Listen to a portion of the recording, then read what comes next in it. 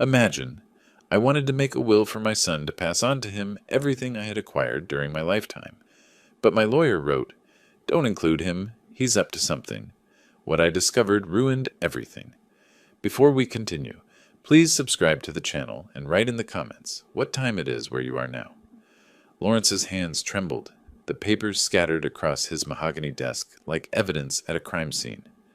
I watched my attorney of 15 years struggle to meet my eyes, and something cold settled in my chest. "Milton, you need to see this." His voice cracked. I leaned forward in the leather chair. The office smelled of old books and coffee gone cold.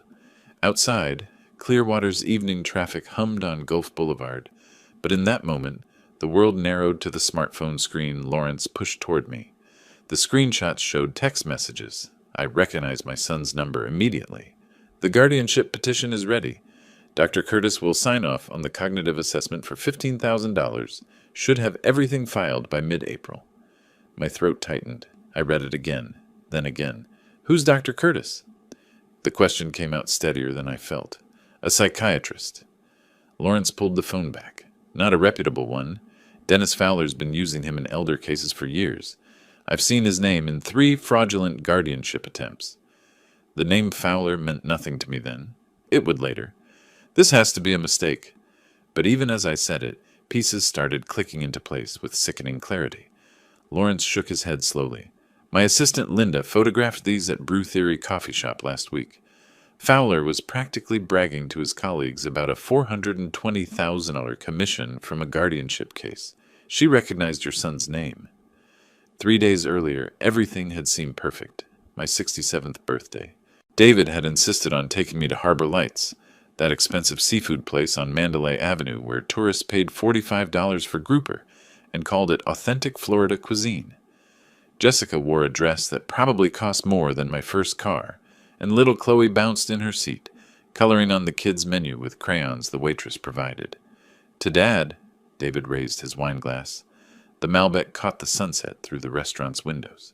67 years young and still sharper than any of us? Jessica smiled. That practiced smile I'd seen her use in her Instagram videos. "We're so lucky to have you, Milton." Chloe tugged my sleeve. "Grandpa, look, I drew our house." I'd studied the crayon drawing, a blue square with 4 stick figures. My chest had warmed. "That's beautiful, sweetheart. Is that you?" "That's me and Mommy and Daddy and you." She pointed to each figure. I'd looked at my son then, really looked at him. At 39, David had his mother's eyes but my stubborn jaw. We'd had our differences over the years, sure.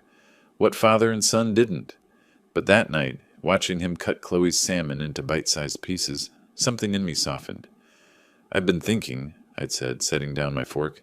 "It's time I got my affairs in order. Make things official." David's hand paused mid-cut. "Dad? A proper will, estate planning, all of it." I'd nodded toward Chloe. "Make sure everything goes where it should. To family." Jessica's eyes had lit up. "Oh, Milton, that's wonderful. It's so responsible of you to think ahead."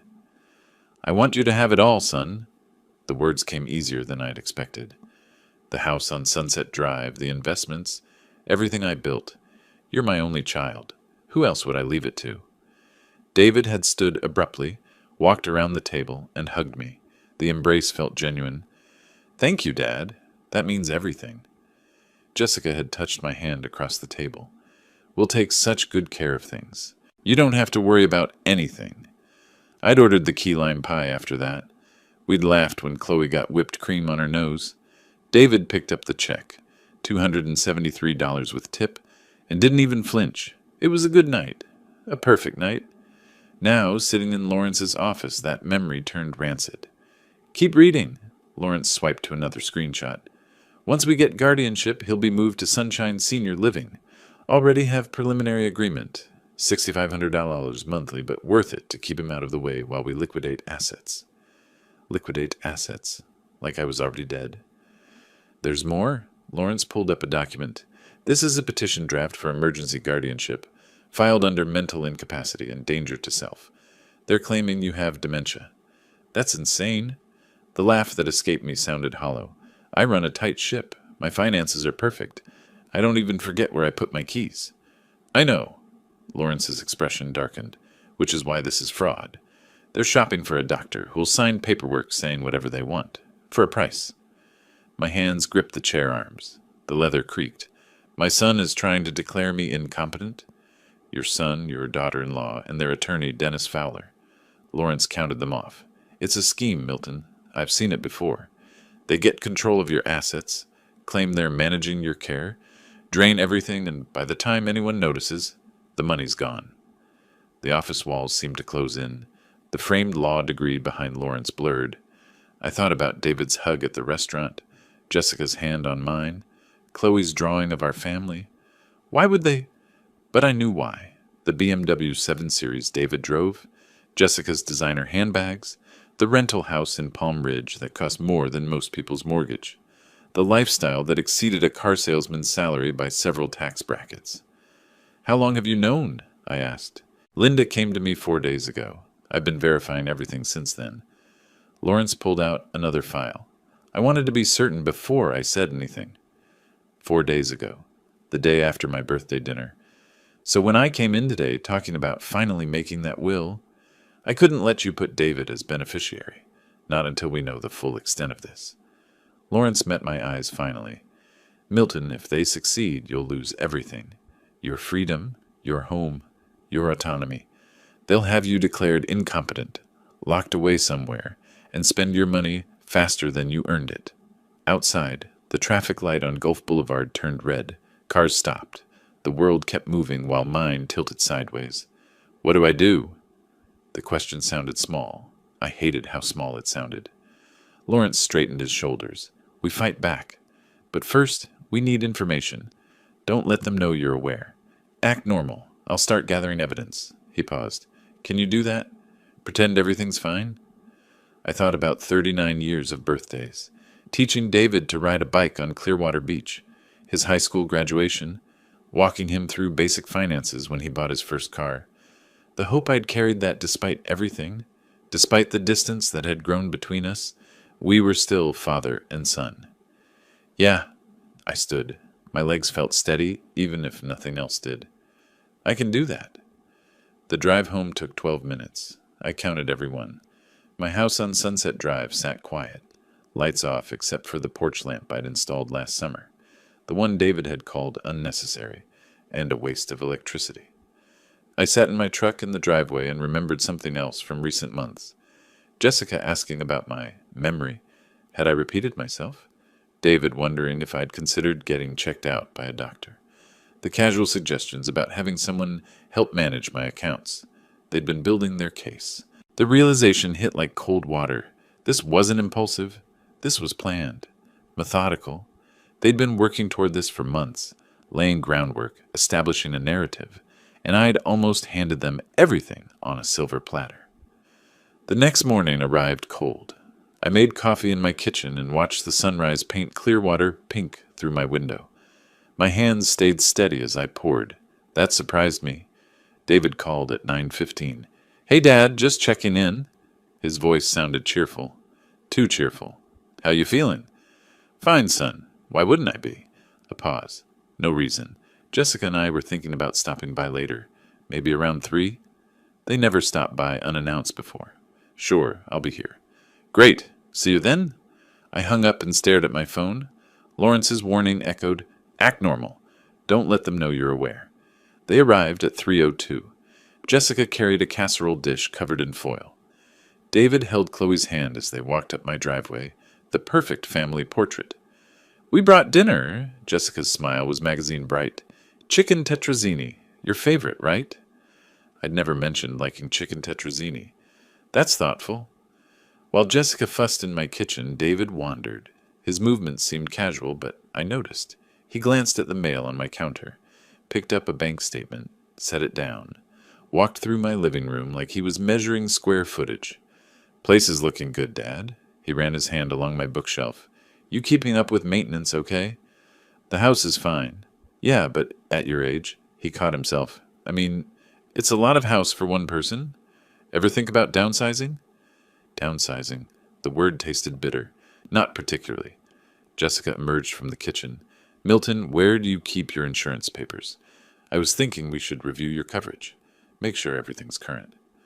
My insurance was none of her business. In my office. I'll handle it. She exchanged a glance with David. Quick. Meaningful. They stayed for an hour. Jessica took photos of my kitchen, claiming she wanted to remember the tile pattern for her own remodel. David asked about my car title, my retirement accounts, whether I'd updated my homeowner's policy recently.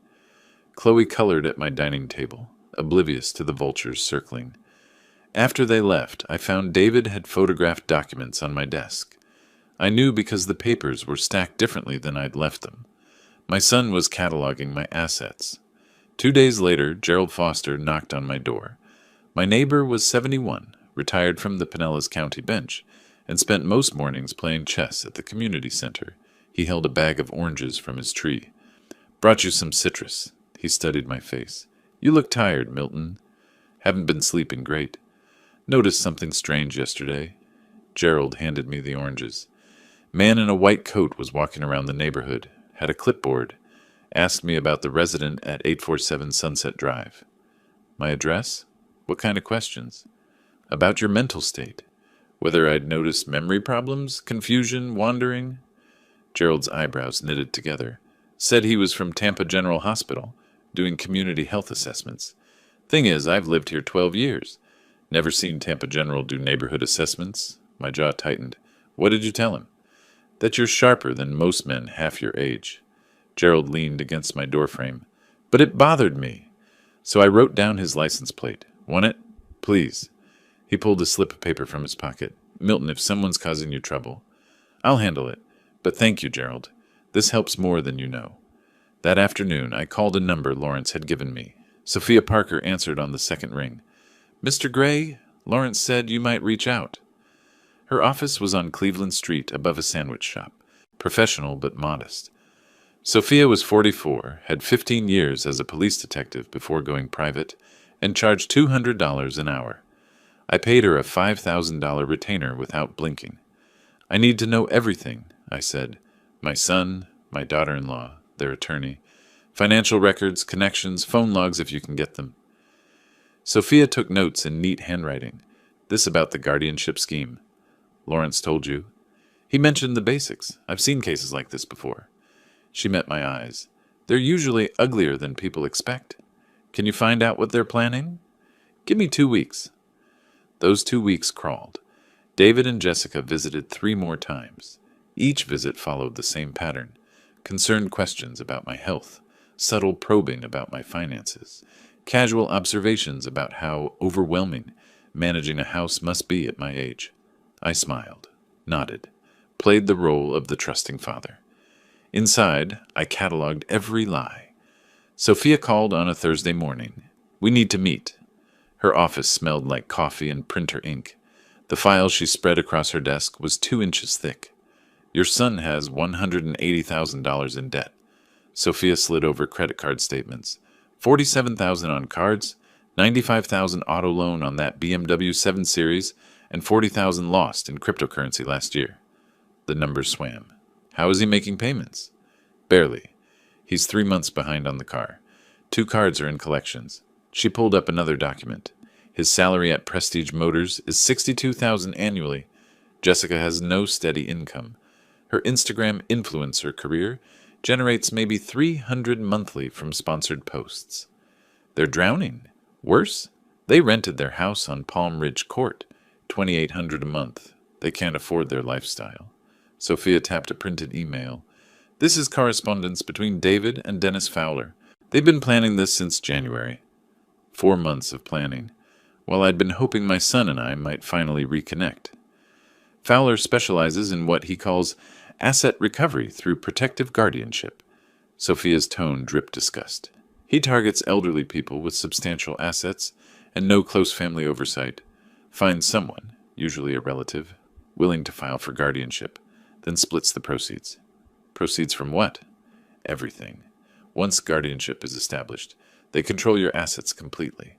They pay themselves management fees, sell your property, drain accounts. By the time anyone questions it, the money's gone. My hands clenched. The Dr. Gerald saw. Dr. Raymond Curtis, psychiatrist out of Tampa. He's signed off on 17 guardianship cases in 3 years. Sophia pulled up a photo. For $15,000, he'll diagnose you with whatever they need. Dementia, psychosis, incompetence to manage affairs. That's fraud. It's a felony, but hard to prove until after the fact. She showed me more documents. They've already drafted the petition. Emergency guardianship hearing. Claims you're a danger to yourself. They've got witness statements, fabricated ones, and that medical assessment from Curtis waiting. They're ready to file. When? Mid-April is their target. They want to move fast once it's filed. Sophia pulled out the final document. This is a preliminary agreement with Sunshine Senior Living Facility. $6,500 monthly for a semi-private room. They've already discussed which one. The room spun slightly. My son had picked out the facility where he'd warehouse me. There's more. Sophia's expression darkened. The plan is to liquidate your assets within 6 months. Sell the house, empty the accounts, transfer everything through an LLC Fowler controls. By the time any court reviews the guardianship, you'll be broke and living in that facility on Medicaid. I sat back. The chair creaked. $2.8 million. Give or take. Enough to clear David's debts and set them up comfortably. Sophia closed the file. I'm sorry, Milton. I know this isn't easy to hear. Easy. The word didn't cover it. This was my son. The boy I'd raised, who I'd supported through college, helped with his first apartment deposit, celebrated with at his wedding, the boy who was now planning to steal my life. What are my options? My voice came out flat. We can report Curtis to the medical board, Fowler to the Florida bar, but that takes time. Sophia leaned forward. Or we can beat them at their own game. Build a defensive case so strong they can't touch you. I thought about David's hug at Harbor Lights, Jessica's hand on mine, the lies wrapped in affection. Get me everything, every document, every email, every text message. I stood. I want proof of all of it. What are you planning? To make sure they never see a dime of my money. I paused at the door, and to make them regret ever thinking I was an easy mark. That evening, David called. Dad, Jessica wants to have you over for dinner Sunday. 6 o'clock work? I'll be there. Sunday arrived with clouds threatening rain. Their rental on Palm Ridge Court had a manicured lawn and a leased Mercedes in the driveway. Jessica answered, wearing heels and pearls for a casual family dinner. Milton, come in, come in. The house smelled like roasted chicken and desperation masked as domesticity. David poured me wine I didn't drink. We made small talk while Chloe showed me her schoolwork. Over dinner, Jessica struck. Milton, David, and I were talking. At your age, it's so important to stay on top of health issues. Her smile was practiced. Have you considered getting a full checkup? Cognitive assessment, that sort of thing? David nodded. Just to make sure everything's functioning well. Memory, decision-making. It's preventive care, really. They were setting the stage, building their narrative in front of witnesses, even if that witness was just a 6-year-old. I set down my fork, met Jessica's eyes. That's a thoughtful suggestion. Her shoulders relaxed slightly. In fact, I've been thinking about getting all my affairs in order. I smiled. The smile felt cold, even on my face. Health checkups, legal documents, financial reviews, making sure everything is exactly where it should be. David's smile flickered, just for a second. That's wonderful, Dad. We're happy to help with any of that. I'm sure you are, son. I stood. Thank you for dinner, but I should get going. Jessica walked me to the door. Think about that checkup, Milton. We just want what's best for you. I turned at the threshold, looked at her directly. I know exactly what you want, Jessica. Her smile froze. I drove home through the drizzle and called Lawrence from my truck. They're moving faster than we thought, I said. We need to move faster. What do you need? A plan. A real one. Rain tapped against my windshield. They want to destroy me? Fine. Let's see how they like being destroyed. Lawrence was quiet for a moment. You sure about this, Milton? Once we start, I'm sure. I'd never been more certain of anything. They declared war. They just don't know I'm fighting back yet. All right, Lawrence's voice hardened. Then let's go to war. War required strategy. Lawrence and I mapped it out over coffee the following week in his office conference room, the whiteboard filled with names, dates, legal statutes. First priority, medical documentation. Lawrence capped his marker. We need ironclad proof you're cognitively sound. Not just your regular doctor. We need specialists. Where? Johns Hopkins All Children's Hospital in St. Petersburg. Top-rated neurology department. 3 independent evaluations from board-certified physicians. He scribbled a note. It'll take 2 days of testing. Cognitive function, memory assessment, full neurological workup. The testing was grueling. I spent 6 hours in a sterile room answering questions, solving puzzles, recalling word lists. A Dr. Patricia Williamson watched me navigate spatial reasoning tests with the intensity of someone searching for cracks in a dam. Mr. Gray, what year's it? 2025. Who's the current president? I answered correctly. Every time. The neuroimaging took another 4 hours. MRI, CT scan, the works. They charged my insurance $4,300. Worth every penny. Dr. Williamson delivered the results personally. Your cognitive function is exceptional for your age bracket. Memory retention tests at 96th percentile. No signs of dementia, Alzheimer's, or cognitive impairment of any kind. She handed me the official report. Whoever suggested otherwise was either mistaken or lying. Oh, they're lying, doctor. Trust me. The second move was financial protection. Lawrence brought in a trust attorney named Richard Montgomery, 63, Yale Law, specialized in asset protection for high-net-worth individuals. A revocable living trust removes assets from probate, Richard explained in his office overlooking Clearwater Harbor. More importantly, it makes guardianship over assets essentially pointless. The trust owns everything, not you personally. Can they challenge it? They can try, but you're creating it while demonstrably competent. He gestured to my medical files stacked on his desk. These reports are dated, witnessed, comprehensive.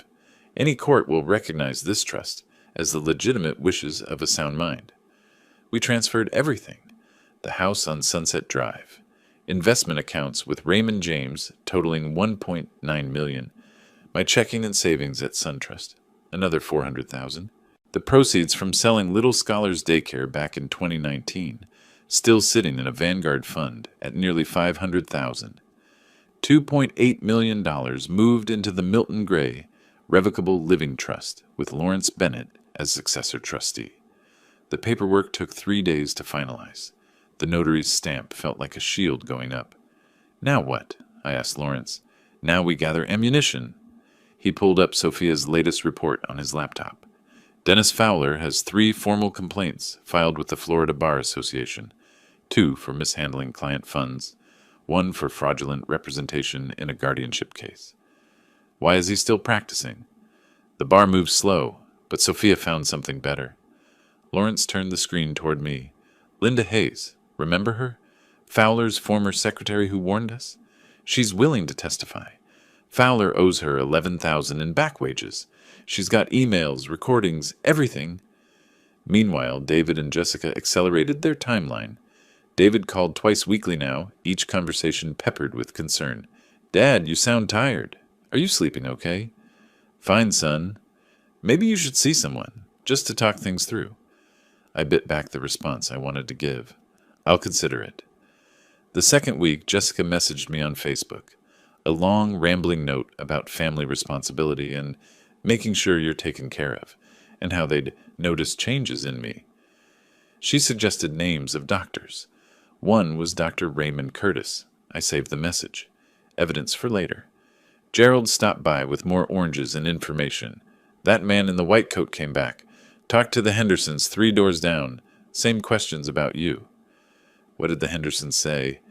That you're the most organized person on the block, and they wish their own kids were half as responsible. Gerald studied me. Milton, what's going on? People trying to take advantage. I took the oranges. I'm handling it. If you need a character witness, I might. Thank you, Gerald. The trap closed tighter on a Tuesday afternoon. I was pruning the bougainvillea in my front yard when a silver Honda Accord pulled up. The man who stepped out wore khakis and a polo shirt with a Tampa Bay Veterans Association logo. Mr. Gray? Milton Gray? That's me. He extended a hand. Dr. Raymond Curtis. I'm doing complimentary health screenings for veterans in the area. Got about 15 minutes for a quick assessment. So this was their play. Free screening. Get me to say something they could twist. I smiled, shook his hand. Sure, doctor. Come on in. My phone was already recording in my shirt pocket. Lawrence had insisted I keep it ready. Voice-activated app. Stores everything to cloud backup. Dr. Curtis settled on my couch. Professional smile. Clipboard ready. This is just a basic cognitive wellness check, nothing invasive. Appreciate it. How old are you, Milton? 67. And you live alone? I do. He made notes. Any family nearby? My son and his family, about 10 minutes away. They check in on you regularly. Often enough. I kept my tone mild. Good, good. Family support is crucial. He leaned forward. Have you noticed any memory issues lately? Forgetting appointments, misplacing items, that sort of thing? Can't say I have. What about confusion? Times when you're not sure where you are or what day it is? Nope. His pen paused. Any difficulty managing finances? Bills, accounts, that type of thing? My finances are in perfect order. Of course. But sometimes people don't realize. He caught himself, started over. What I mean is, at your age, it's natural for things to become overwhelming. Many people benefit from having family help manage day-to-day affairs. There it was. The narrative. Dr. Curtis. I sat back. Who referred you to me? This is a community outreach program. Through the Veterans Association? That's correct. Interesting, I called them yesterday. They've never heard of you. His expression flickered, just for a second. There must be some confusion. No confusion on my end. I smiled. The smile didn't reach my eyes. But I appreciate you stopping by. I'll make sure to mention this visit to my attorney. Curtis stood quickly. Well, if you're not interested in the screening... Oh, I'm very interested. Just not in the kind you're offering. I walked him to the door. Tell Dennis Fowler that Milton Gray isn't as easy to fool as he thought. The color drained from Curtis's face. He left without another word. His Honda peeled away from the curb faster than necessary. I immediately called Lawrence. Curtis just tried to evaluate me. Got the whole conversation recorded. Perfect. Send it to me. Lawrence sounded energized. This gets better and better. He just committed a felony. Fraudulent medical assessment with intent to defraud. When do we move? Soon. Let them file their petition first. Let them commit fully. Lawrence paused. In chess, you don't take the queen right away. You let your opponent think they're winning. 2 days later, certified mail arrived. Official stationery from Pinellas County Clerk of Court. My hands didn't shake as I opened it. Notice of guardianship hearing case. Number 2025. CP 47. Petitioner, David Michael Gray. Respondent, Milton James. Gray, hearing. Date, April 15, 2025, 10 a.m., Judge Sandra Morrison presiding. The petition claimed I was incapacitated and unable to manage personal or financial affairs, and posed a danger to self through neglect and poor judgment. Attached were sworn statements from David and Jessica describing incidents that never happened.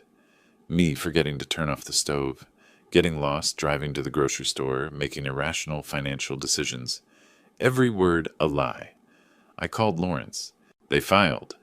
Good. His voice was calm, calculating. Now we show them what preparation looks like. I'm filing our response tomorrow. Medical records, trust documents, character witnesses, everything. Plus a formal complaint against Curtis and Fowler to the Florida Bar and Medical Board. What about the hearing? Oh, we'll be there. I could hear the smile in his voice. And Milton? Wear your Bronze Star pin, the one from your Marine service. Judges notice things like that.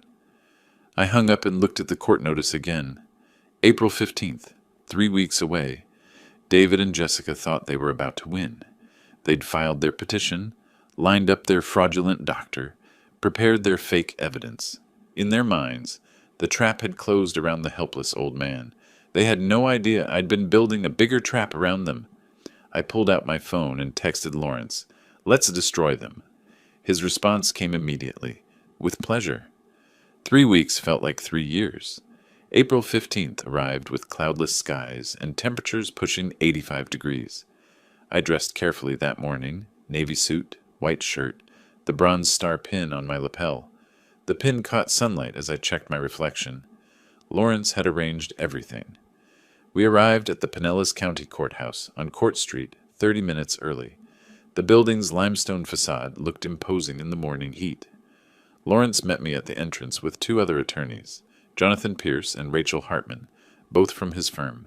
3 lawyers? I raised an eyebrow. They brought their ammunition. We're bringing an arsenal. Lawrence adjusted his briefcase. Jonathan handles elder law. Rachel specializes in fraud cases. Trust me. We took seats in courtroom 4B. The room smelled like old wood and air conditioning struggling against Florida humidity. Judge Sandra Morrison's bench dominated the space, empty for now. David and Jessica arrived 10 minutes later. Dennis Fowler walked between them like a shepherd guiding sheep. David wore a suit that probably cost more than he could afford. Jessica had on a black dress, somber, appropriate for someone concerned about family. They saw me and David's step faltered. "Dad!" He attempted a smile. "Didn't expect you to fight this? Didn't you?" I kept my voice neutral. Dennis Fowler inserted himself between us. Mid-50s, slicked back hair, expensive watch. "Mr. Gray, I'm Dennis Fowler, representing your son. This proceeding is really in your best interest. We all want. I know exactly what you want, Mr. Fowler." I didn't blink. "And you're not getting it." His jaw tightened. "We'll see what the court decides." They took seats across the aisle. Jessica whispered urgently to David. Her hands moved in sharp, nervous gestures. David stared straight ahead, that fake confidence evaporating like morning dew. The bailiff called the courtroom to order. Judge Morrison entered, late 50s, steel gray hair, expression that suggested she'd heard every lie imaginable and believed none of them. Case number 2025, CP-UTM-07, David Michael Gray, petitioner, seeking guardianship over Milton James Gray. Respondent. She surveyed the room. This is a preliminary hearing to determine if emergency guardianship is warranted. Mr. Fowler, you may proceed. Dennis stood. His opening statement painted me as a confused old man in decline. He referenced the statements from David and Jessica, the forgotten stove, the getting lost, the concerning financial decisions. He mentioned Dr. Curtis's preliminary assessment, suggesting cognitive impairment. Your Honor, Mr. Milton Gray requires immediate protection from his own deteriorating faculties. His son, out of love and concern, seeks only to ensure his father's safety and well-being. The performance was polished, practiced. Jessica dabbed at her eyes with a tissue. David nodded gravely at appropriate moments. Judge Morrison turned to our side. "Mr. Bennett?" Lawrence stood. 3 other attorneys stood with him. The synchronized movement had impact. Your Honor, this petition is not about protecting Mr. Gray. It's about exploiting him. Lawrence's voice carried through the courtroom. The petitioner and his attorney have engaged in systematic fraud, evidence fabrication, and conspiracy to commit financial elder abuse under Florida Statute 825-103. Dennis shot to his feet. Your Honor, that's a serious allegation. Then perhaps you should have thought twice before making it so easy to prove. Lawrence pulled a document from his briefcase. I'm submitting comprehensive medical evaluations from Johns Hopkins, All Children's Hospital, dated 3 weeks ago.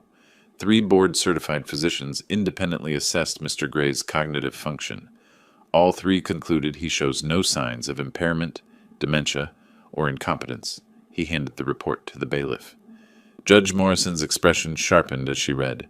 Furthermore, Lawrence continued, I have here a recording of Dr. Raymond Curtis attempting to conduct a fraudulent assessment of Mr. Gray.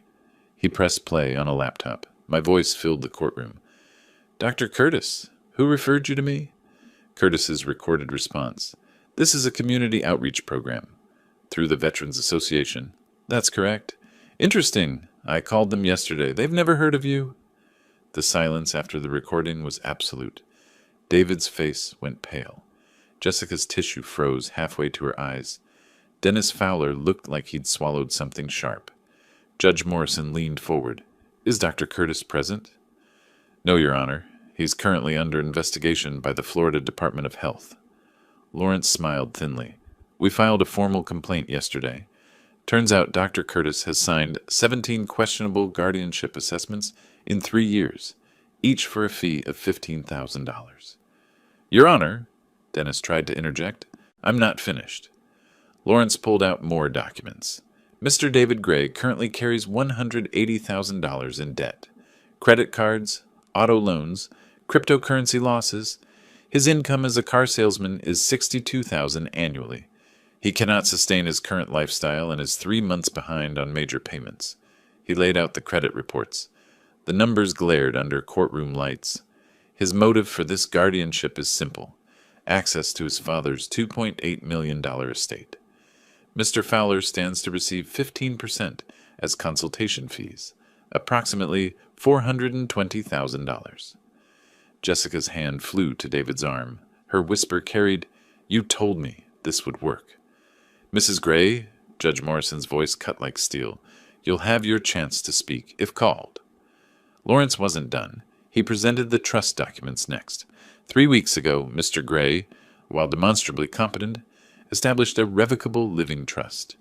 All assets have been transferred, even if this court granted guardianship over his person, which it should not. There are no assets to manage. They're protected by trust instrument. Dennis Fowler's expensive watch caught the light as his hands gripped the table. His carefully constructed case was imploding in real time. "Finally, Your Honor," Lawrence's tone went cold. "Mr. Dennis Fowler has 3 pending complaints with the Florida Bar Association, 2 for mishandling client funds, 1 for fraudulent representation in a previous guardianship case. His former secretary, Linda Hayes, is prepared to testify about systematic elder abuse schemes Mr. Fowler has operated for years." Judge Morrison removed her glasses, rubbed the bridge of her nose. "Mr. Fowler, do you have response to any of this?" Dennis stood slowly. His rehearsed confidence had evaporated. "Your Honor, we had reason to believe—" "You had greed, Mr. Fowler, not reason." Judge Morrison's expression could have frozen fire. "This petition is denied. Furthermore, I'm ordering an immediate investigation by the State Attorney's Office into potential fraud, conspiracy, and elder abuse violations." She turned to David and Jessica. "Mr. and Mrs. Gray, you attempted to defraud your own father through false testimony and fabricated evidence. I suggest you secure different legal counsel because Mr. Fowler is about to have problems of his own." The gavel struck. The sound echoed. David sat frozen. His face had gone from pale to gray. Jessica burst into tears, real ones this time, born of panic rather than performance. Dennis Fowler gathered papers with shaking hands, already calculating his defense strategy. Outside the courtroom, David caught up to me in the hallway. "Dad, please, I can explain—" "Explain what?" I turned to face him. "Explain how you plan to declare me incompetent? How you were going to warehouse me in Sunshine Senior Living for $6,500 a month while you sold my house? How you were going to spend my money before I was even declared legally incapable? It wasn't supposed to." He stopped, started again. "Jessica," she said. "Don't blame your wife for your greed, David." My voice stayed level, ice-cold level. "You wanted my money more than you wanted a father. Congratulations. You got neither." Jessica pushed past him, mascara running in black rivers down her cheeks. "This is your fault. You said it was foolproof. You said he'd never know." "Keep it together," David hissed at her. "Keep it together?" Her voice rose to a pitch that turned heads. "We just lost everything. The judge said fraud. Do you understand what that means?" They argued in whispers that weren't whispers. Lawrence touched my elbow. We should go. As we walked away, I heard David call out, "Dad, wait." I didn't turn around. That evening, Dennis Fowler received certified mail from the Florida Bar Association. Emergency disciplinary hearing scheduled. License suspension pending investigation. Dr. Raymond Curtis received a visit from FBI agents. Turns out Medicare fraud carries federal charges. And me? I sat on my porch on Sunset Drive, watching the sun set over Clearwater, and felt nothing but cold satisfaction. The war had just begun. They'd fired the first shot back in January when they started plotting. I'd just fired back, and my aim was better. The fallout moved faster than Florida summer storms. Within 48 hours of the hearing, Dennis Fowler received notice of emergency license suspension from the Florida Bar. The investigation Lawrence had triggered expanded beyond our case. Turned out Fowler had 17 similar schemes documented across Pinellas and Hillsborough counties over 6 years. Dr. Raymond Curtis fared worse. Federal agents arrested him on charges of Medicare fraud and conspiracy to commit wire fraud. His little side business of selling diagnoses had cost taxpayers an estimated $2.3 million in fraudulent guardianship proceedings. The FBI press release made regional news, but the real bomb dropped 5 days after the hearing. Tampa Bay Times ran the story on page 3. The headline made my coffee taste better. Clearwater man attempts to defraud. Own father through bogus guardianship. The article didn't name David directly, journalist ethics and all that, but the details were specific enough that anyone in Clearwater could connect the dots. 67-year-old veteran, successful daycare business owner, son carrying massive debt, attorney with history of elder abuse schemes. Gerald brought me the newspaper that morning. Saw this and thought of your situation, he pointed to the article. Says here the veteran was a Bronze Star recipient. That you? Might be. His eyebrows rose. Milton, why didn't you ever mention? Didn't seem relevant. I folded the paper. Ancient history. Not so ancient if someone tried to steal from you because they thought you were an easy target. Gerald settled into my porch chair without invitation. You know what the community center's saying? I can imagine. Henderson's figured it out, they told the Johnsons. Now everyone's talking. He shook his head. Your son's reputation's finished in this town. I felt a flicker of something, not quite guilt, maybe recognition that I'd gone nuclear when a smaller bomb might have worked. But then I remembered the court documents, the fabricated stories, the plan to lock me away in Sunshine Senior Living while they liquidated everything I'd built. The flicker died fast. He earned that reputation, Gerald. David's employer apparently agreed. Prestige Motors called him in 3 days after the hearing. The sales manager, a guy named Tom Rodriguez, had fielded complaints from customers who'd read between the lines in the newspaper article. I know this because David called me that evening. Dad, please, they're putting me on probation. Rodriguez says customers don't trust me anymore. His voice cracked. I'm about to lose my job. Then I suggest you look for another one. You could fix this. Tell people it was a misunderstanding. Was it? I let the question hang. Was it a misunderstanding when you told the court I forgot to turn off the stove? When you claimed I got lost driving to Publix? When you signed papers to have me locked in a facility? Silence on the other end. That's what I thought. I hung up. Jessica's Instagram imploded even faster. Her 12,000 followers had been her pride. Proof she was someone. Something more than a struggling sales manager's wife playing dress-up. The comments section on her last post became a battlefield. Fake life, fake person, fake everything. Imagine trying to steal from your own father-in-law. All those designer bags probably bought with money that wasn't even hers. She deleted every post. Shut down the account. Her influencer career, such as it was, died in a storm of public shame. But underneath all the wreckage, one question nagged at me. Lawrence had mentioned it casually during our first meeting, but we'd been so focused on building our defense that I never pushed for details. I called him that afternoon. How did you really find out? You said your assistant photographed messages at Brew Theory, but that's a hell of a coincidence. Lawrence was quiet for a moment. Linda Hayes, my paralegal, she used to work for Dennis Fowler. Used to? He fired her 8 months ago. Actually, he stopped paying her first, $11,000 in back wages, then fired her when she complained. Lawrence's tone carried an edge. Linda's sharp. When she worked for him, she saw the pattern. Wealthy elderly clients, questionable guardianships, money disappearing into LLCs that Fowler controlled. She knew what he was doing. Knew it. Couldn't prove it. Bar complaints require evidence, and Fowler's good at covering tracks. Lawrence paused. But when she started working for me in January, she kept tabs on her old employer. Professional curiosity, maybe. Or revenge. Smart woman. Very. She was having coffee at Brew Theory last month when Fowler came in with 2 colleagues. They sat 3 tables away. Fowler was practically crowing about his biggest score yet, a guardianship case worth $420,000 in fees. I could picture it. Arrogant lawyer celebrating before the victory was secured. Linda heard your son's name? David Gray. She remembered you from when you'd called my office about estate planning last year. Lawrence's voice tightened. She took photos of Fowler's phone when he left it on the table to use the restroom. Got screenshots of the whole text chain with David. Then she brought them to you. That same day, told me everything. Lawrence exhaled. That's when I sent you that message. Don't include him in the will. He's planning something.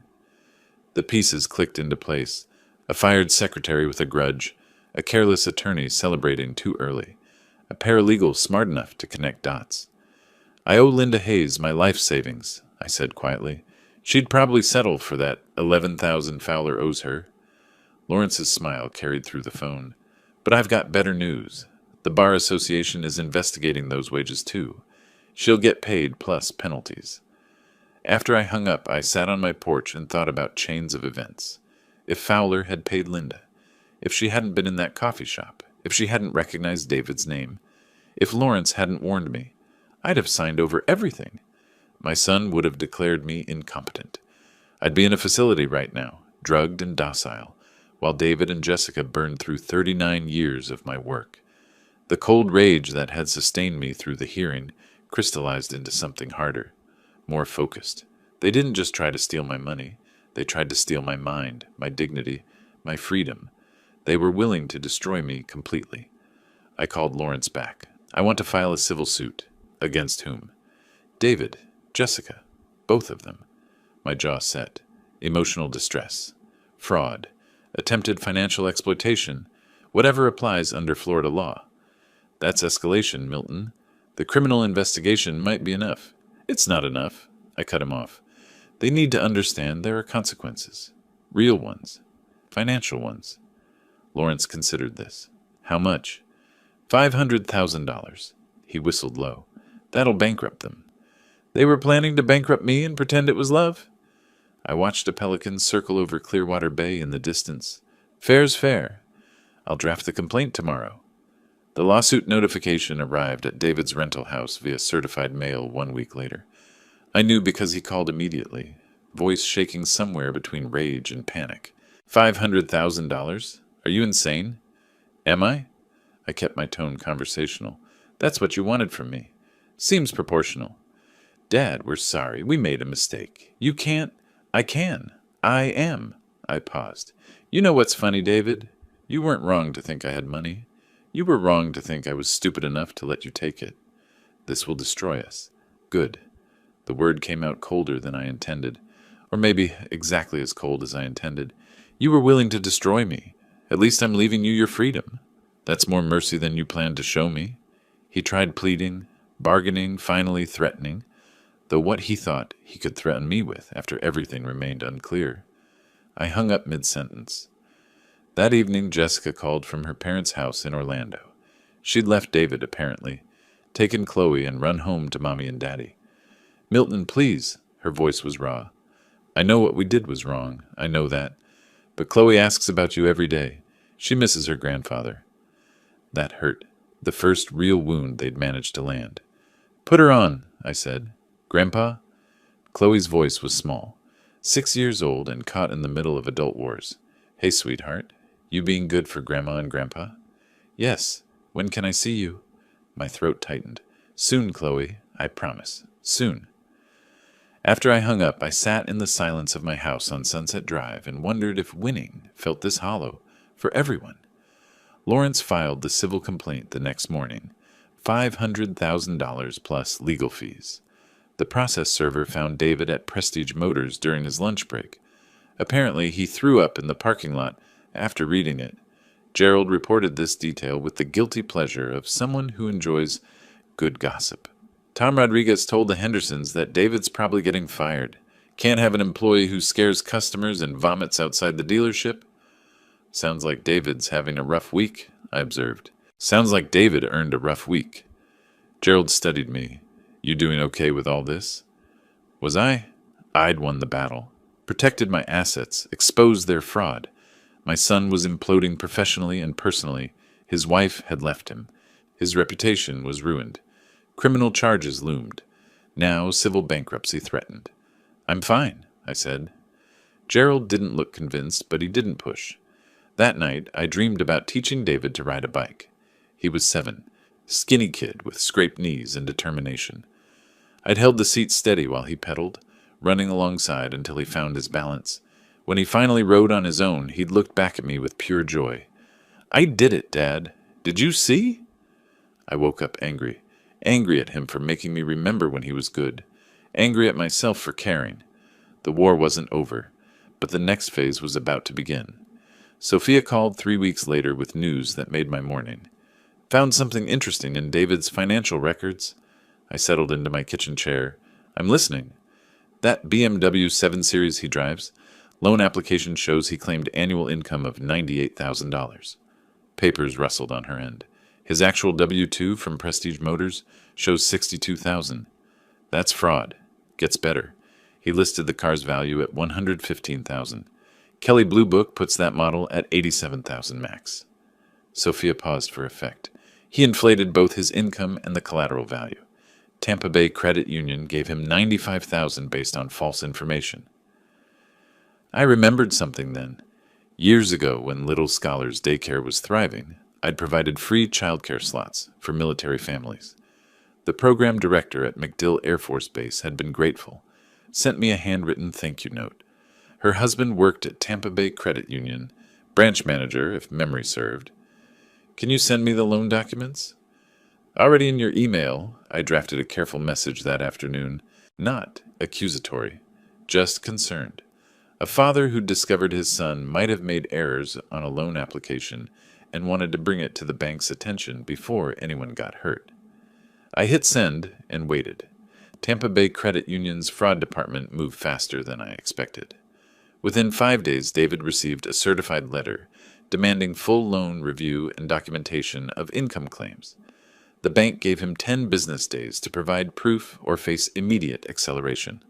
Legal speak for, "Pay us $95,000 right now, or we're repossessing the car." David didn't have $95,000. He didn't have $9,000. Gerald witnessed the repo truck arrive at David's rental on a Wednesday morning. "Big flatbed. Took about 15 minutes to load that BMW." Gerald shook his head. "Your son stood in his driveway in his bathrobe, just watching. Didn't even try to stop them." "How'd he look?" "Like a man who'd run out of options." Gerald studied me. "You had something to do with that, didn't you?" I might have mentioned some discrepancies to the right people. "Ruthless, Milton. They tried to have me declared mentally incompetent and locked away." I sipped my coffee. Losing a car seems proportional. But I wasn't finished. Sophia had found something else. Jessica took out a business loan last year, $40,000 from SunTrust for a direct sales cosmetics venture. Sophia's tone dripped skepticism. "The application lists you as co-signer." I never co-signed anything for Jessica.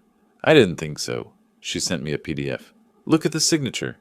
The scanned document showed my name in handwriting that almost matched mine. Almost. The M in Milton leaned wrong. The G in Gray had an extra loop. Someone had practiced but hadn't quite nailed it. She forged my signature. "Yep, that's identity theft, forgery, and fraud. Florida Statute 817568. Third-degree felony." Sophia's voice hardened. "You want to press charges?" I thought about Jessica's call from Orlando. Chloe's small voice asking when she could see me. The innocent child caught in the crossfire of adult greed. Then I thought about Jessica sitting in my house, photographing my kitchen, asking about insurance documents, building a case to steal everything while pretending to care. Contact the Clearwater Police Department. File a report. The investigation took 2 weeks. Detective Aaron Walsh from the Financial Crimes Unit called me personally. "Mr. Gray, we've confirmed the signature is forged. Bank handwriting analysis and your statement are sufficient for charges. What happens now?" "We issue a warrant for Jessica Marie Gray's arrest. She'll be charged with forgery in the 3rd degree and identity theft." Walsh paused. "These charges carry up to 5 years in prison." 5 years. The number sat heavy. "Detective Walsh, what if she agreed to make restitution? Pay back the $40,000 plus damages?" "You'd be willing to accept that instead of prosecution?" "If she pays $50,000 total, the loan plus $10,000 in compensation, and admits the forgery publicly, I won't push for jail time." Walsh considered this. "I'll contact her attorney, see if she's interested in a deal." Jessica was very interested in a deal. Her parents, middle-class folks from Orlando, who'd probably never imagined their daughter capable of felony fraud, borrowed against their house to come up with $50,000. The money hit my account on a Friday. Jessica signed a notarized confession admitting she'd forged my signature. The document would be filed with the court, but sealed from public record, per the plea agreement. She called me after signing. "I hope you're happy, Milton." "Happy?" I laughed without humor. "Jessica, you forged my signature to steal $40,000. You participated in a scheme to have me declared incompetent. You helped your husband try to destroy my life. And you think I'm the villain because I didn't let you get away with it? We were desperate." "No, you were greedy. There's a difference." I ended the call. David's employment situation collapsed shortly after. Tom Rodriguez at Prestige Motors had given him chances.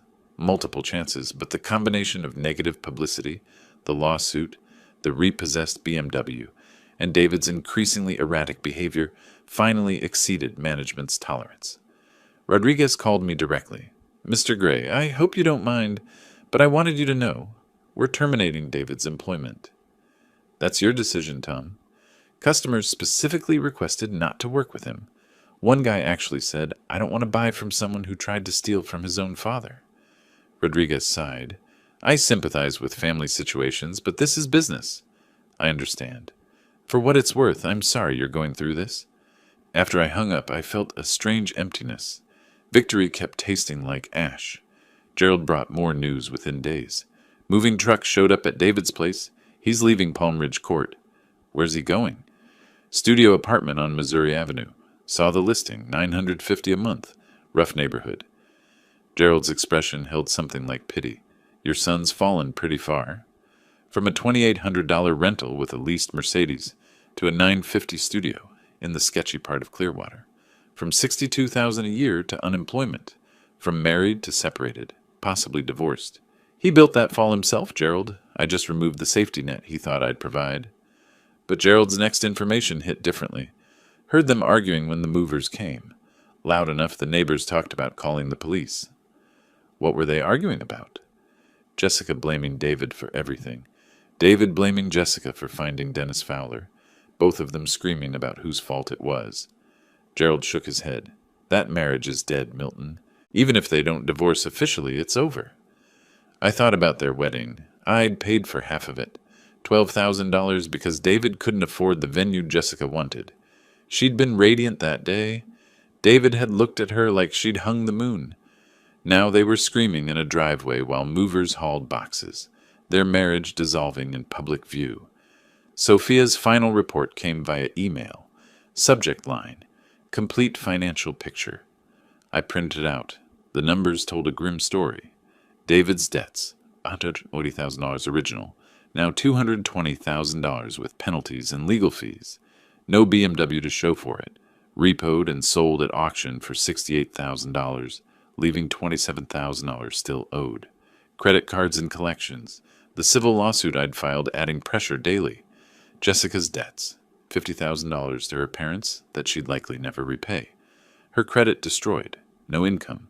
Living with her parents at age 37 with a 6-year-old daughter. Together, they owed more than most people earned in 3 years. Separately, neither could survive. The destruction was complete, methodical, devastating. I sat on my porch that evening watching the sunset paint Clearwater pink and orange. My house on Sunset Drive stood solid around me. My bank accounts remained full, my freedom intact, my mind sharp despite their attempts to paint it otherwise. I'd won every battle, protected everything, destroyed everyone who'd tried to destroy me. So why did I feel like I'd lost something anyway? My phone buzzed. Text from David. "Can we talk, please?" I stared at the message for a long time. My son, broke and broken, reaching out. The boy I'd taught to ride a bike. The man who'd planned to lock me away and steal my life. I typed a response, deleted it. Typed another, deleted that too. Finally, I turned off the phone and poured myself a drink. Some conversations could wait. Some wounds needed to bleed a while longer. The war had casualties on both sides. I was just better at hiding mine. June melted into July with humidity thick enough to chew. I ignored David's texts, 17 of them over 5 weeks, each one more desperate than the last. Jessica stopped calling after the restitution payment cleared. Smart woman, knowing when she'd lost. The invitation arrived on a Tuesday. Heavy cardstock, embossed seal of the state of Florida. I almost threw it away with the junk mail. Mr. Milton Gray, you are cordially invited to the 4th of July Veterans Recognition Ceremony at Clearwater Beach. Governor Ron Caldwell will be presenting the Community Hero Award. Your presence is requested at 10 a.m. Ron Caldwell. I hadn't heard that name in years. We'd served together in the Marine Corps back in the 80s. Different platoons, same deployment. Lost touch after discharge, though I'd followed his political career with distant interest. Watched him climb from city council to state senate to governor's mansion. I called the number on the invitation. A polite assistant confirmed. Yes, Governor Caldwell had specifically requested my attendance. Yes, the award was legitimate. Yes, it was being televised by Bay News 9 and covered by local newspapers. The governor mentioned your charitable work with military families, the assistant explained. He'd like to honor that legacy. Legacy?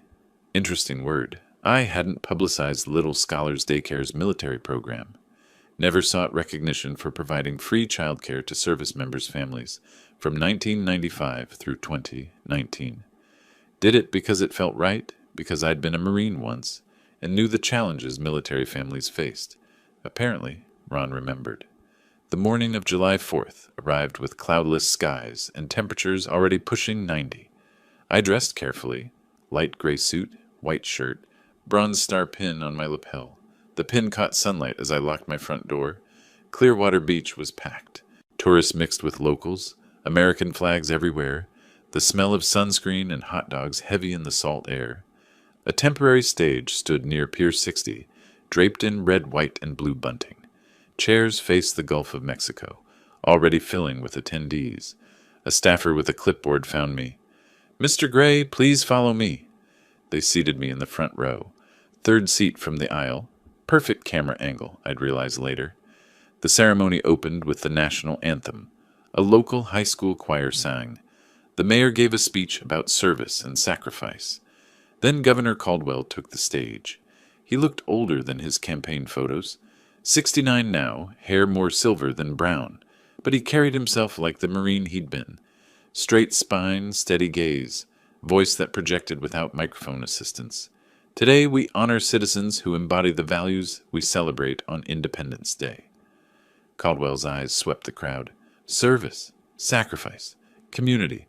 These aren't abstract concepts. They're lived by real people who make real differences. He spoke about several recipients. A firefighter who'd saved 3 children from a burning apartment. A teacher who'd started a literacy program in underserved neighborhoods. A nurse who volunteered at homeless shelters. Then he called my name.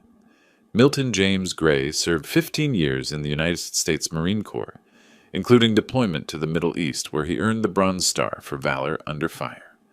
Caldwell gestured for me to approach, but his service didn't end with his discharge. In 1995, Milton opened Little Scholars Daycare with a mission: provide quality childcare to working families, with free services for military personnel. I walked to the stage. The audience applauded. Camera flashes popped. Caldwell shook my hand, leaned in close. "Good to see you again, Milton. Still kicking, I see." "Still kicking, sir." He turned back to the microphone. "I know this man personally. We served together. Milton Gray is someone who understands that freedom isn't free, and community isn't built by people who only take." He handed me a framed certificate and a medal on a blue ribbon. "This is the Florida Community Hero Award. It's given to citizens who exemplify selfless service. Milton, on behalf of the state of Florida, thank you." More applause. More cameras. A reporter from Tampa Bay Times asked for a statement. I kept it brief. Honored to be recognized. Grateful for the opportunity to serve. Military families deserve our support. The ceremony concluded with another anthem and a flyover by Coast Guard helicopters. People congratulated me as the crowd dispersed. Old clients from Little Scholars Daycare approached with stories about how the free childcare had saved them during deployments, during hardships. "Gerald found me near the parking area. Didn't know you were a war hero, Milton." "I'm not a hero. I just did my job." "Bronze Star says different." He gripped my shoulder. "Proud to know you." But the real impact happened later. Bay News 9 aired the ceremony on their evening broadcast. The segment lasted 4 minutes. Showed Caldwell's speech, my handshake with the governor, brief interview clips. David and Jessica saw it. I know because Jessica's mother called me that night from Orlando. Mr. Gray, this is Patricia Henderson, Jessica's mother. Her voice was tight, professional. My daughter just watched the news coverage of your award ceremony. Did she? She had no idea about your military service, or your connection to the governor, or the scope of your charitable work. A long pause. She's sitting here crying, Mr. Gray. Says she never knew who you really were. She never asked, Patricia. I understand why you did what you did, after everything that happened. Patricia's voice softened slightly. But my granddaughter saw her grandfather on TV being called a hero, and she can't understand why she's not allowed to see him. That hit harder than intended.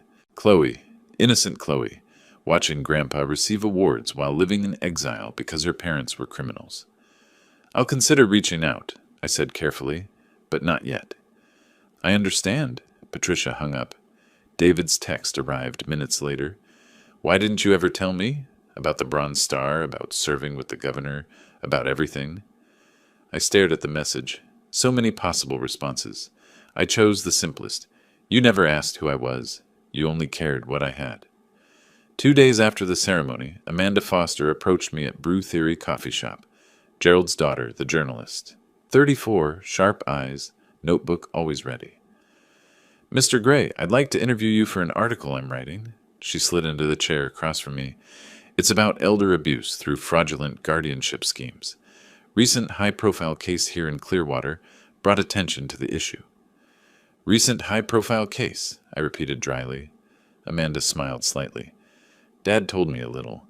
Told me you might have insights. She opened her notebook. I won't use names, but I'd like to tell the story. How these schemes work, how they target veterans and elderly citizens, how families sometimes become predators. Why me? Because you fought back and won. Most victims don't. Most end up in facilities, assets drained, families destroyed. Her expression hardened. I want people to understand this isn't rare. It's systematic. And it's happening to people like you. Decorated veterans, successful business owners, sharp minds and aging bodies. I agreed to the interview.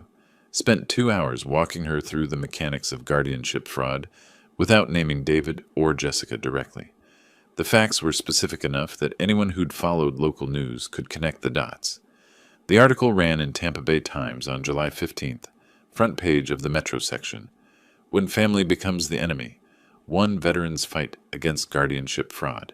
Amanda had done her homework. The piece detailed Florida's guardianship laws, cited statistics on elder abuse cases, interviewed lawyers and advocates. My story wove through it, anonymous but unmistakable. Bronze Star recipient, successful businessman, son with massive debts, attorney with history of fraudulent cases, medical diagnosis purchased for $15,000. The article mentioned the governor's July 4th ceremony without naming me directly, but the timing was obvious.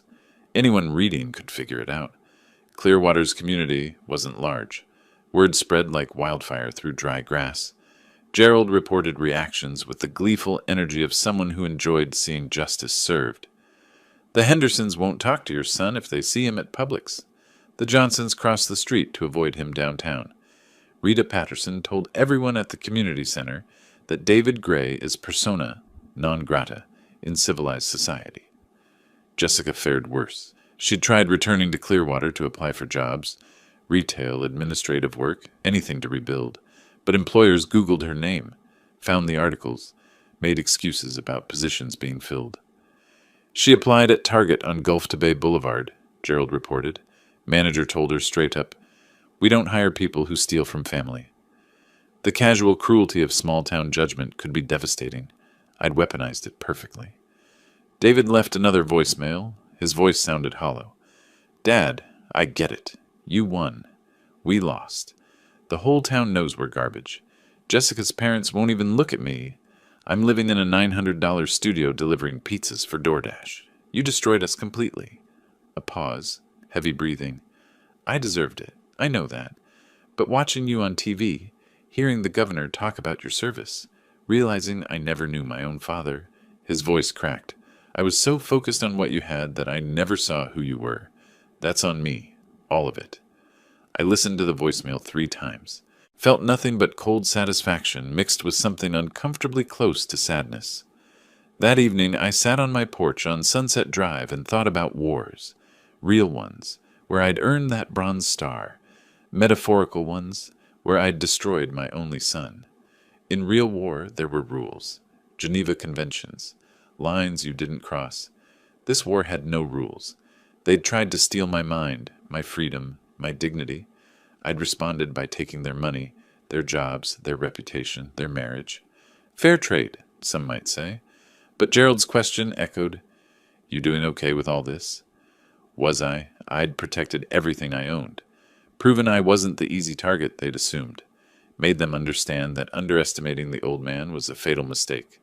The cost was a son who delivered pizzas in shame, a daughter-in-law blacklisted from employment, a granddaughter who asked why Grandpa didn't love her anymore. My phone buzzed. Another text from David. "Please, can we just talk?" I turned off the phone and watched the sun set over Clearwater Bay, painting the sky in shades of red that looked too much like blood.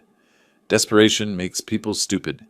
David proved this 3 weeks after the ceremony, when Lawrence received a legal filing that made him laugh out loud over the phone. "They're countersuing you." I set down my coffee.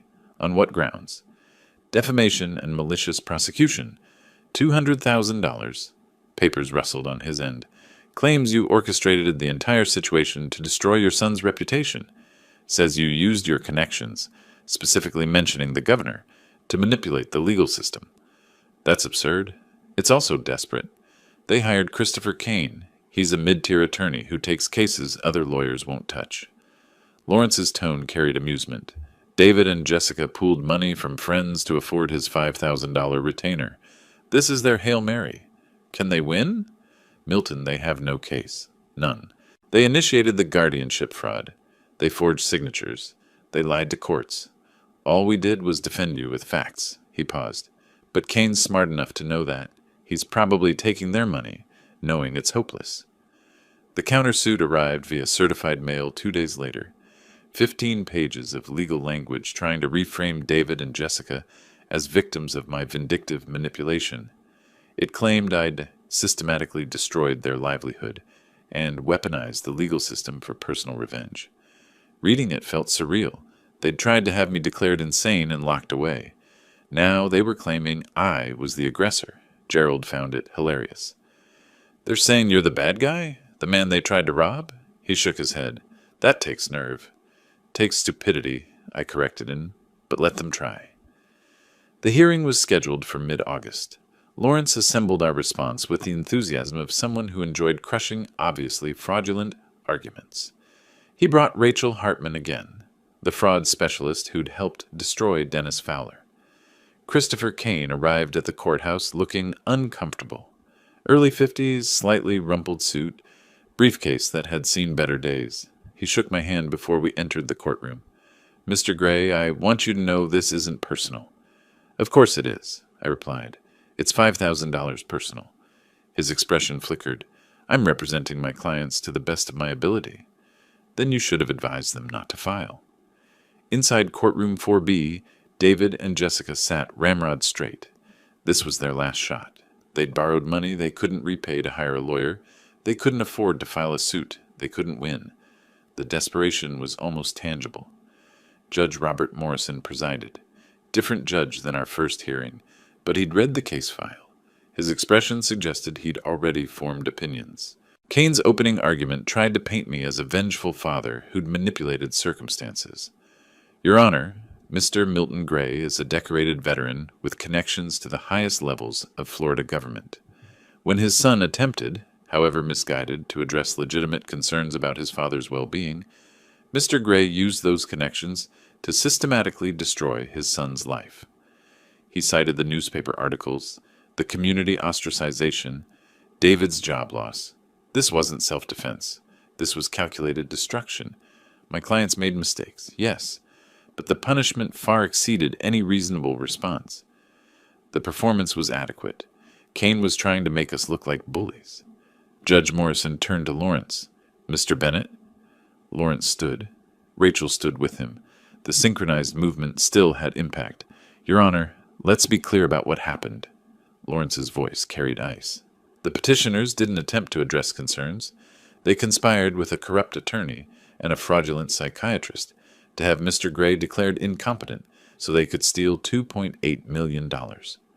He projected the evidence on the courtroom screen, the text messages between David and Dennis Fowler, the forged signature on Jessica's loan, the recorded conversation with Dr. Curtis, David's debt statements showing clear financial motive. Every piece of evidence shows premeditation, planning, intent to commit fraud. Lawrence turned to David and Jessica. They didn't make mistakes, Your Honor. They committed crimes. Kane tried to interject. Your Honor, my clients were under financial stress. Financial stress isn't a defense for fraud. Judge Morrison's tone was sharp. Continue, Mr. Bennett. The petitioners claim Mr. Gray manipulated the system. In reality, he simply defended himself using legal means. Lawrence pulled up the trust documents. He established financial protections while demonstrably competent. He gathered evidence of actual crimes. He reported those crimes to appropriate authorities. Nothing he did was improper. Rachel added her analysis. Florida Statute 825.103 specifically addresses exploitation of elderly persons. The petitioners violated this statute.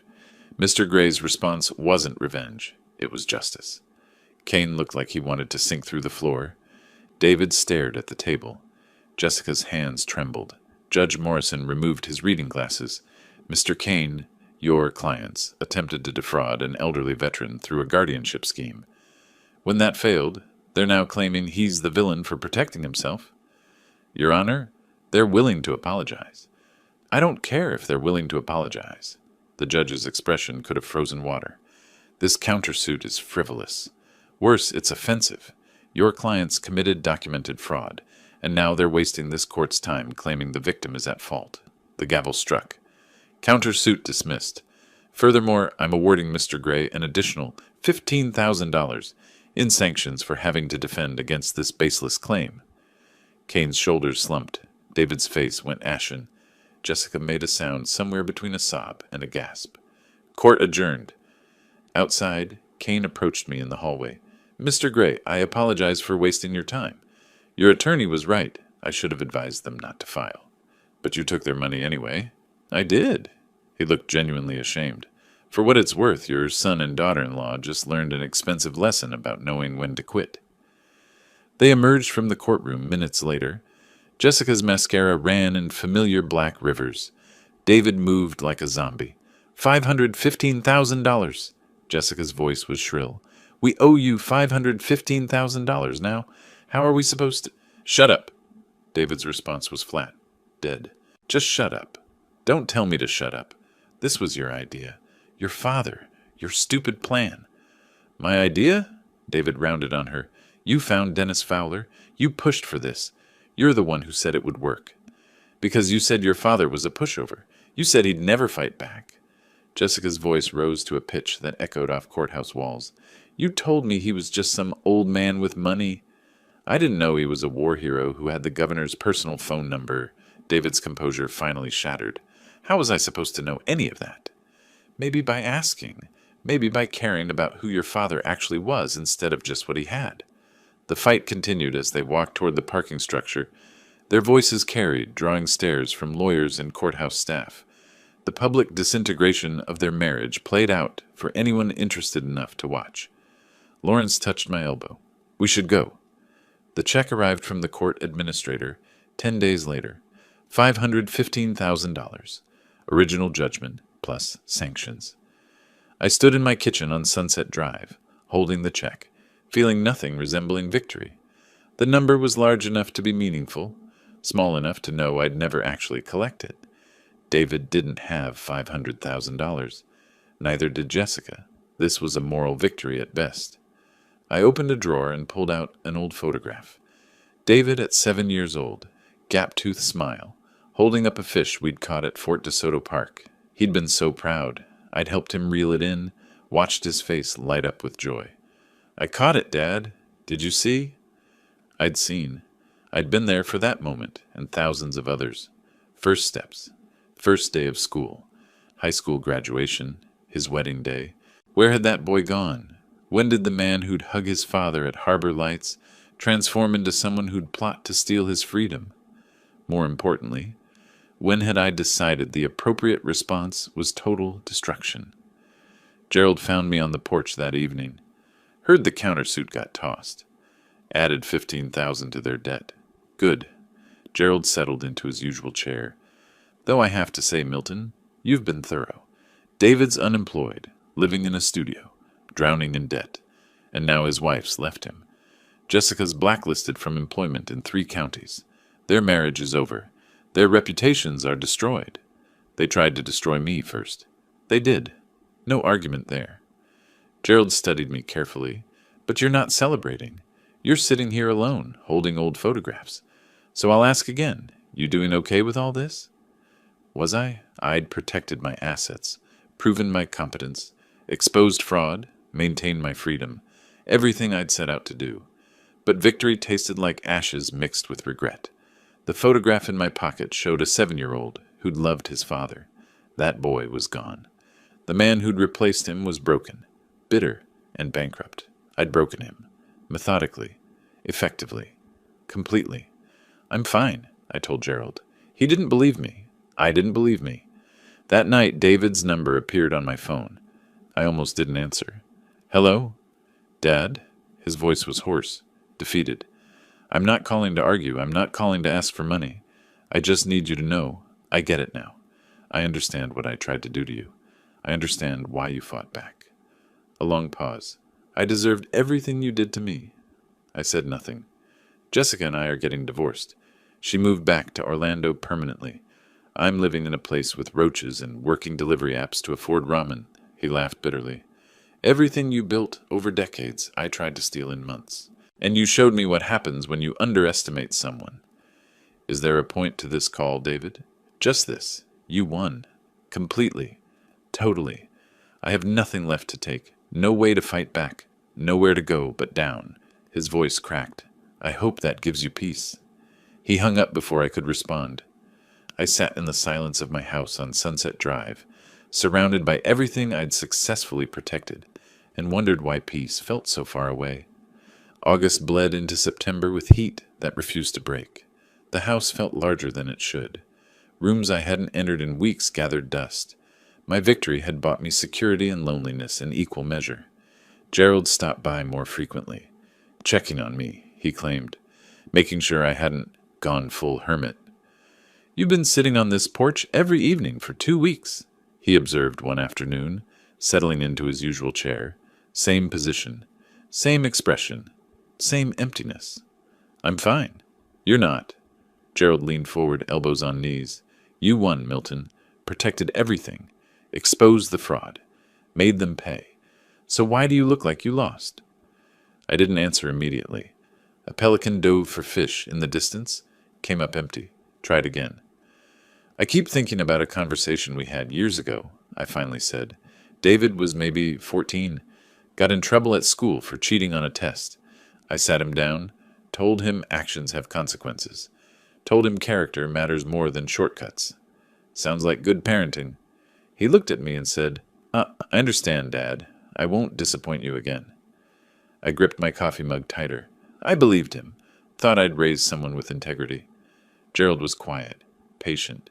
Now he's living in a 950 studio on Missouri Avenue, delivering DoorDash orders to survive, drowning in debt he'll never escape.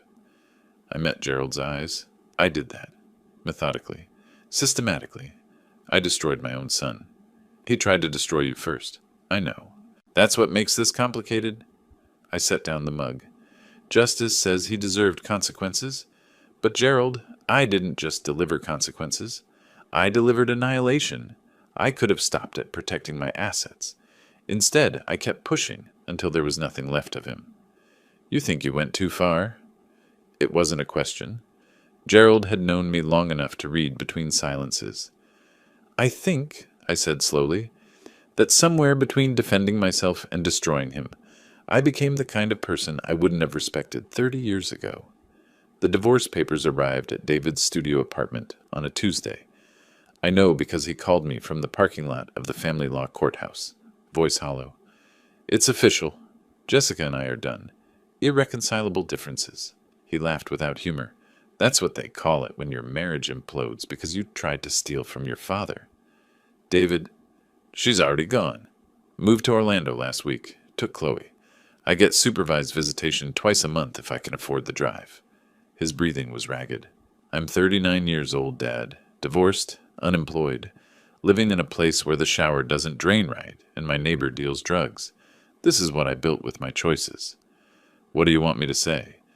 Nothing. There's nothing to say. A long pause. I just thought you should know. The family you raised is officially dead. You won. He disconnected.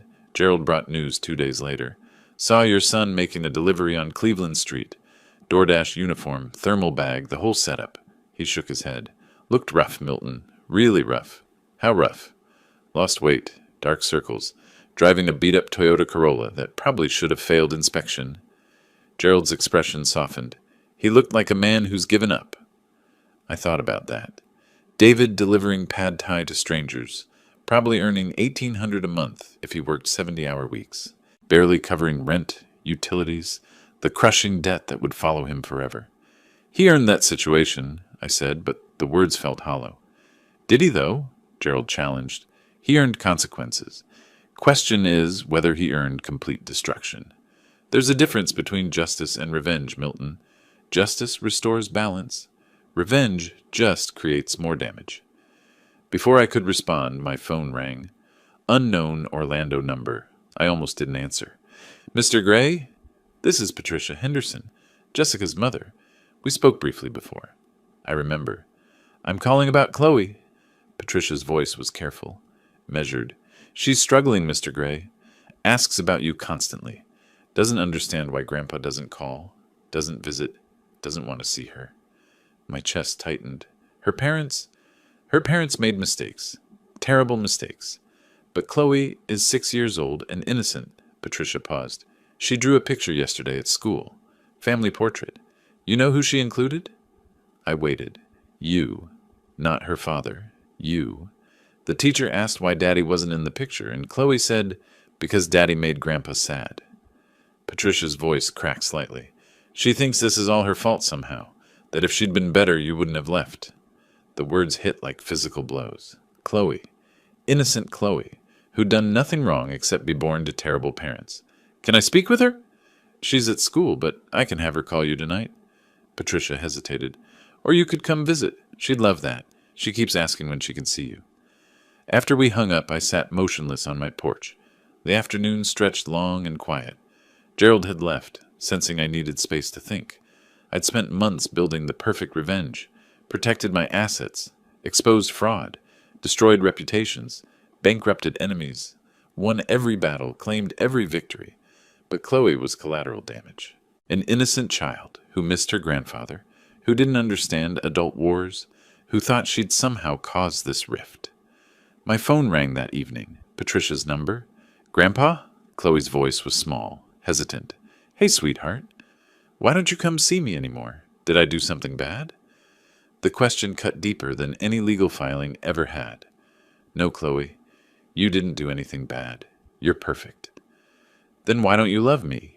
My throat closed. I do love you. Very much. Then why are you gone? She started crying. Mommy and Daddy fight all the time, and Daddy doesn't live with us anymore, and you don't call, and I miss you so much.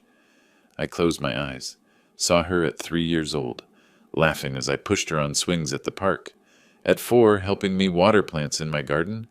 At 5, proudly showing me her kindergarten drawings.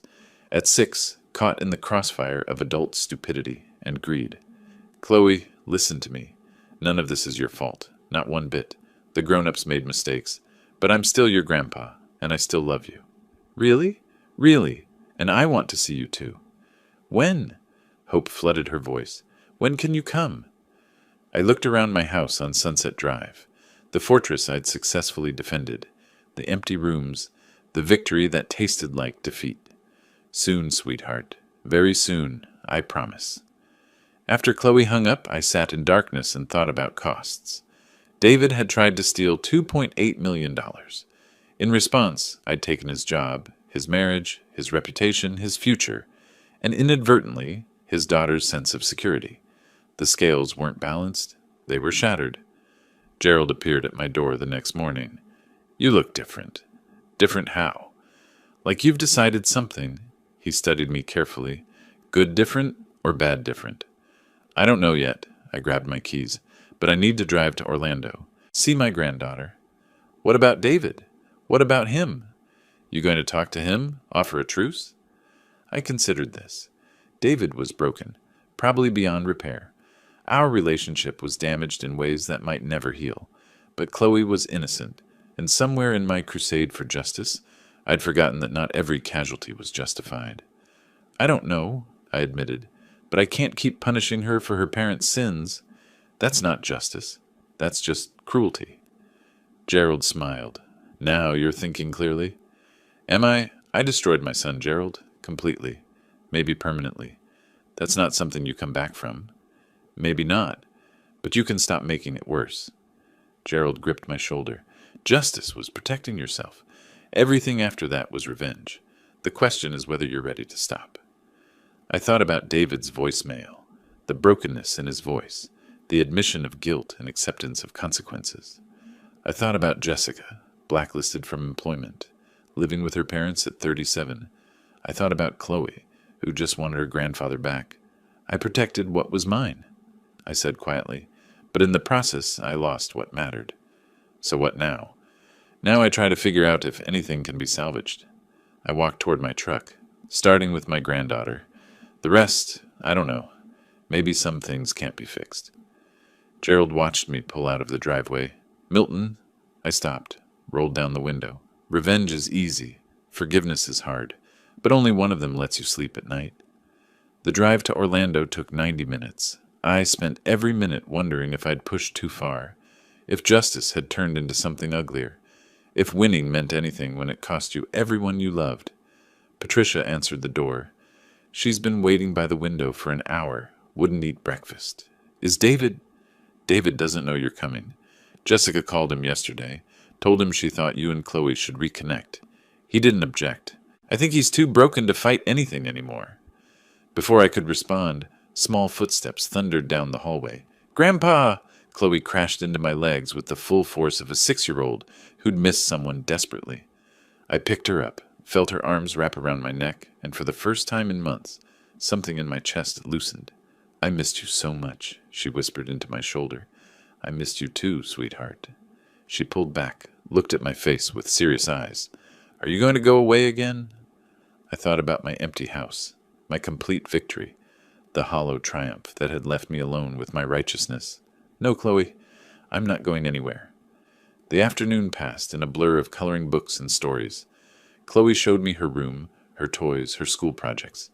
We fed ducks at a nearby park. She held my hand and chattered about everything and nothing. As the sun started setting, Patricia pulled me aside. She needed this. "Thank you for coming." "I should have come sooner." "You were hurt, angry." Those feelings were valid. Patricia's expression was kind, but firm. But punishing David also punished her. "I hope you see that now?"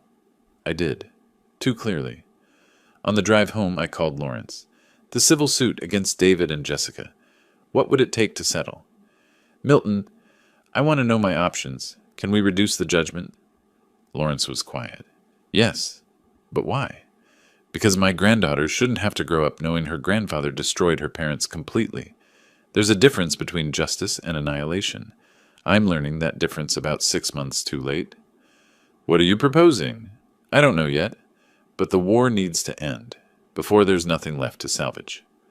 Lawrence drafted the settlement proposal 3 days later. The $515,000 judgment would be reduced to $50,000, payable over 10 years at $5,000 annually. No interest. No penalties for late payment, if David could document genuine hardship. "This is extraordinarily generous," Lawrence observed. "He'll never fully compensate you." "I don't need compensation. I need to sleep at night." I signed the papers. "Send it to his attorney." David called within hours of receiving the offer. His voice shook. "Is this real?" "It's real." "Why? After everything I did, why would you—" "Because my granddaughter shouldn't have to grow up knowing I destroyed her father completely." I kept my tone level. This doesn't mean I forgive you, David. It means I'm choosing to stop punishing Chloe for your mistakes. Silence on his end. Then, can we meet? Face to face? I need to say things that don't work over the phone. When? Whenever you're willing. I thought about that. Part of me wanted to refuse, to maintain the wall I'd built. But Gerald's words echoed, "Forgiveness is hard, but it's the only thing that lets you sleep at night." Crest Lake Park, Saturday afternoon, 2 o'clock. Saturday arrived with temperatures finally dropping into the 70s. The park was busy with families, joggers, people feeding ducks by the water. I found David sitting at a picnic table near the playground, watching children on swings with an expression I recognized, longing mixed with regret. He'd lost weight. Gerald hadn't exaggerated. His DoorDash shirt was clean but worn. The confidence that had carried him through his scheme had been replaced with something closer to defeat. He saw me approaching and stood, hesitated, then sat back down. I took the bench across from him. "You wanted to talk." "I don't know where to start." His hands twisted together on the table. "I've practiced this conversation 100 times, and now that you're here, everything I planned to say feels inadequate." "Try anyway." He took a breath. "I was a terrible son. Not just in the guardianship scheme, though that was unforgivable, but in everything that led to it. I looked at you and saw a bank account instead of a father. I listened to Jessica complain about money and thought the solution was stealing from you instead of living within our means." His voice cracked. "I was willing to have you declared insane, Dad, to lock you away, to steal your freedom and your dignity and pretend it was love." I stayed silent. Let him continue. "The worst part is I thought you were weak, an easy target, some old man who'd never fight back." He met my eyes finally. "Then I watched you on TV receiving an award from the governor, heard about your Bronze Star, your 15 years in the Marines, your charity work that touched hundreds of families, and I realized I never knew my own father because I never bothered to ask." "You only cared what I had," I said quietly, "not who I was." "Exactly." He wiped his eyes roughly. "I deserve everything that happened. The lawsuit, the job loss, the divorce, the public shame, Jessica leaving, living in that studio apartment where the walls are so thin I hear my neighbors' arguments every night. All of it. That's quite an admission. It's the truth." He gestured at himself. "This is what I built with my greed. 39 years old, delivering pizzas to survive, drowning in debt I'll never fully pay. My daughter lives 3 hours away and barely knows me. My wife, ex-wife, won't speak to me.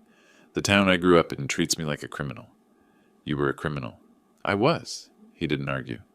"But you know what the worst part is? It's not the poverty or the shame or the debt. It's knowing that I had a father who would have helped me if I'd just asked. If I'd been honest about the financial trouble instead of trying to steal. If I'd treated you like a person instead of an ATM." A child's laughter rang out from the playground. We both turned to watch. The sound felt incongruous against our conversation. "I'm accepting your settlement offer," David said. $5,000 a year for 10 years. It'll take everything I can scrape together, but I'll pay it. Not because I have to. I know bankruptcy would wipe most of it, but because it's the only way I can prove I've changed." "Changed how?" "I got a second job. Night shift at a Walmart distribution center. Between that and DoorDash, I'll make enough to cover rent, debt payments, and maybe see Chloe once a month." He smiled bitterly. "Not exactly the life I imagined, but it's honest work. That's more than I could say 6 months ago. I studied my son, the boy I'd raised, the man who'd betrayed me, the broken person now trying to rebuild from rubble. Jessica called me last week," he continued. "She's taking classes at Valencia College. Business administration. Says she's done pretending to be an influencer and wants real skills. She's ashamed of what we did.